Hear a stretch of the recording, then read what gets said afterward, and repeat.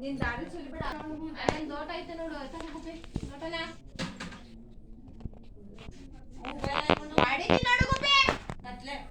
ಏನು ಮನೆ ಅದು ಸಕ್ಕರೆ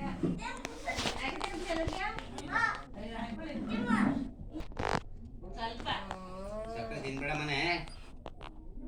ರಾತ್ರಿ ಹೊತ್ತು ಮನೆಗಳ ಟೈಮಲ್ಲಿ ತಿನ್ಬಾರ್ದು ಅದನ್ನ ಉಳ್ಕಲ್ ಎಷ್ಟಾಗದೆ ಅಂತ ಉಳ್ಕಲ್ಲು ಇನ್ನೂ ಹೋಗ್ತದ ಮನೆ ನಮಗ್ ಬರೋ ಸಾಲ ತಗೊಂಡು